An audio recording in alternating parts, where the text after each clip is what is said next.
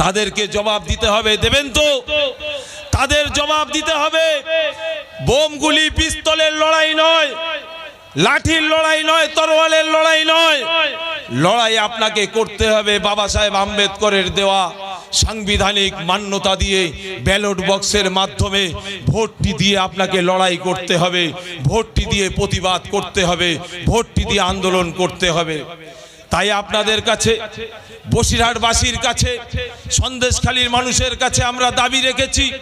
আমাদের দলের চেয়ারম্যান এবং দলের রাজ্য কমিটি সিদ্ধান্ত নিয়েছে বসিরহাটের মানুষের জন্য, বসিরহাটের নদী ভাঙনের জন্য, বসিরহাটের পিছড়ে বর্গের মানুষগুলোর জন্য, বসিরহাটের মাছ চাষির জন্য, বসিরহাটের খেটে খাওয়া মেহনতি মানুষের জন্য একজনকে বেছে দিয়েছেন আমাদের আক্তার রহমান বিশ্বাস ভাইকে। তাকে ভোট দিয়ে জিতিয়ে পার্লামেন্টে আমরা পাঠাবো, এই ওয়াদা এখান থেকে করে যেতে হবে। কেন আমাদের প্রতীক, কার প্রতীক? আমাদের প্রতীক, আমাদের প্রতীক খাম চিহ্ন। আর এই খাম চিহ্ন নিয়ে দাঁড়িয়েছেন আক্তার ভাই। আর এই আক্তার ভাইকে বিপুল ভোটে জয়যুক্ত করতে হবে দলিতের অধিকারকে বুঝিয়ে দেওয়ার জন্য, আদিবাসীর অধিকারকে বুঝিয়ে দেওয়ার জন্য, জল জমি জঙ্গলের অধিকারকে বুঝিয়ে দেওয়ার জন্য।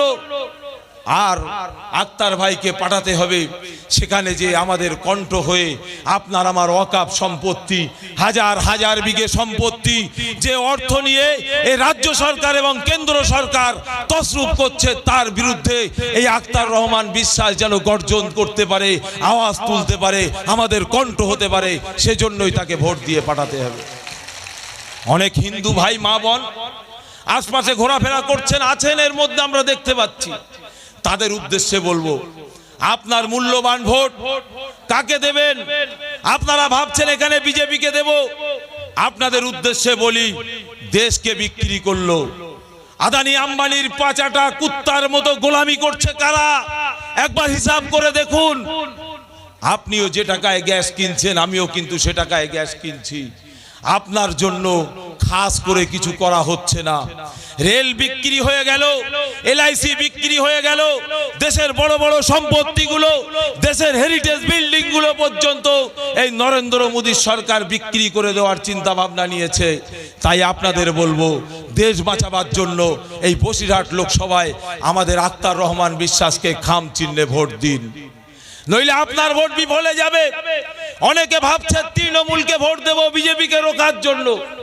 তাদের উদ্দেশ্যে বলছি, একবার মনে মনে ভাবুন, তৃণমূলের এত নেতা থাকতে, এত মন্ত্রী থাকতে, এত এমএলএ এমপি ভদ্রলোক থাকতে, সব কিছুকে বাদ দিয়ে চারজন মিলে ধরে তুলতে হয় এরকম প্রার্থীকে কেন বসিরহাটে দিয়েছে, তার কৈফিয়ত আপনাকে নিতে হবে। আমরা আপনাদের কাছে বলতে চাই, বসিরহাটের মানুষের কণ্ঠ যদি হতো তাহলে তরুতাজা টাটকা যুবককে দিত। বসিরহাটের মানুষের কাজে যদি লাগতো তাহলে একজন ভদ্র মানুষকে দিত, কিন্তু তাদেরকে দেওয়া হলো না। কাদেরকে দিয়েছে? একজন চারজন মিলে ধরে তুলছে সেরকম ব্যক্তিকে প্রার্থী করেছে।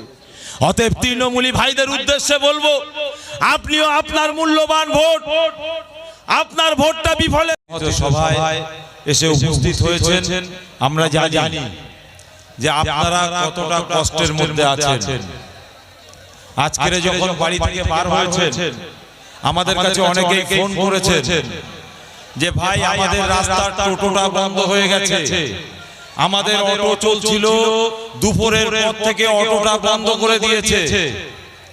আমরা অনেক জায়গা থেকে খবর পেয়েছি, কিন্তু এত টোটো বন্ধ করে, অটো বন্ধ করে, তারপরেও আপনাদেরকে এই মাঠে আসা থেকে কেউ উঠতে পারিনি। অতএব আগামী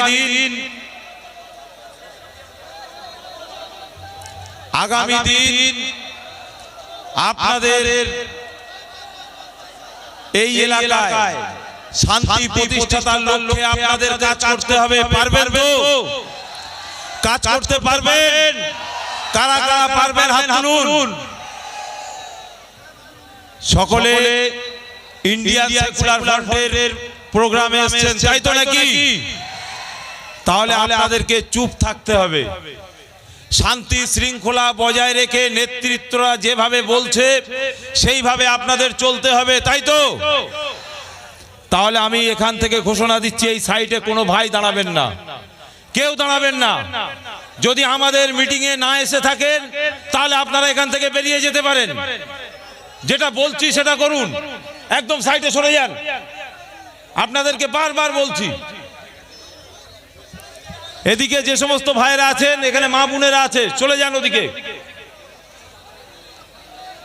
আজকের এই জনসভা আরো প্রচুর মানুষ এখানে আসছে এখনো, আর প্রচুর মানুষ আসার জন্য বাড়িতে রেডি হয়ে আছে, তারা আসতে পারেনি।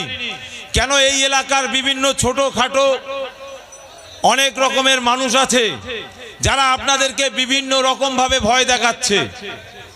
আচ্ছা ভাই, আপনারা প্রত্যেকেই যদি একত্রিত হয়ে কাজ করেন, কোনো ভয় কাজ করবে? কোনো ভয় কাজ করবে? আজকের পর থেকে আপনাদেরকে বলে যাই, এলাকার পুলিশ প্রশাসনের কাছে সম্পর্ক রেখে আপনারা কাজ করবেন।